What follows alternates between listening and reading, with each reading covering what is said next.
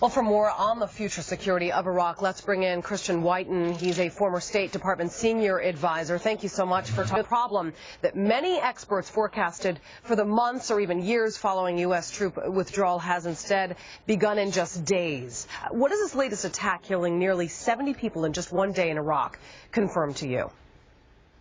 Well, I think it confirms, Julie, that the Sunni militants will not peacefully accept basically a power grab by Prime Minister Maliki. Maliki, a Shiite, and as the correspondent noted, has done a number of power plays against Sunni politicians by indicting his own vice president, who was the senior Sunni politician in Iraq, who now has fled to Kurdistan, and other moves that will bring Shia back into complete power and really push aside any Sunni power presence in the country. You have basically an unacceptable position to Sunnis, the militants, basically stirring things up. You know, it's important to remember back in the insurgency before our 2007 surge, basically that was a proxy fight between Saudi Arabia and Iran.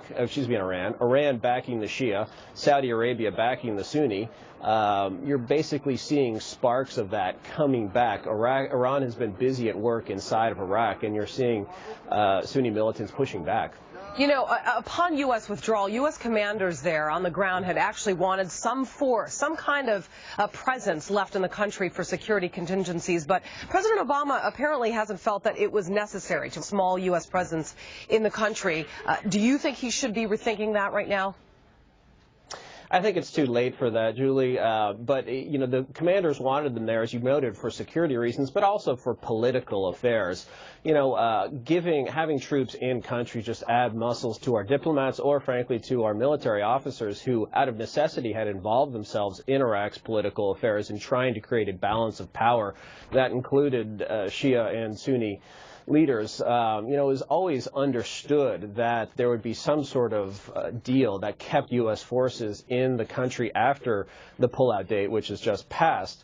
That didn't happen. You know, President Obama, some say, never really wanted it to happen, that he wanted to get out, and that these problems, as a result, are coming to the fore a lot faster than people predicted. But at this point, I think the American people and our Congress are probably done with Iraq. So we're now back to trying to influence political matters in the country with very little muscle to do it with. What's going to happen as long as Iran continues to stir up trouble in Iraq, with the Saudi backing the Sunni militants, Iran backing the Shia militants? Is there any chance for peace in the future?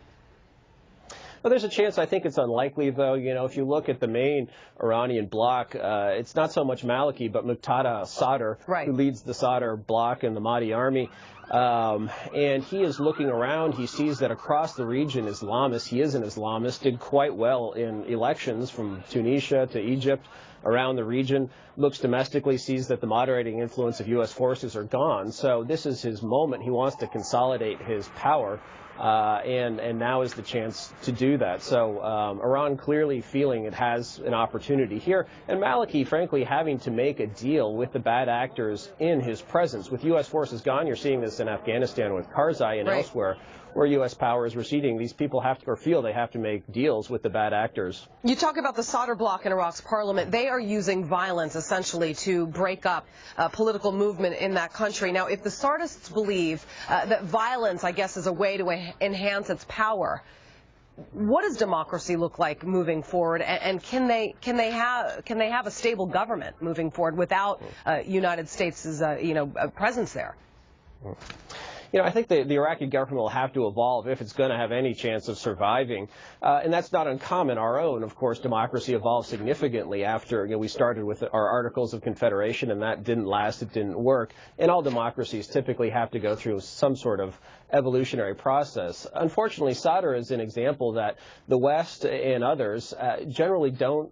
We've lost our skill at managing political affairs or influencing them abroad. With Sadr, and we've done this with the Muslim Brotherhood in Egypt, we did it with Hezbollah in Lebanon, where we sort of accept the notion that if you bring these people into the political process, it will tame them. But it just doesn't. They're committed to violence. They have no interest in democracy, and it just doesn't work. Yeah. Christian Whiton, thank you very much. Thanks, Julie. TSA screeners, those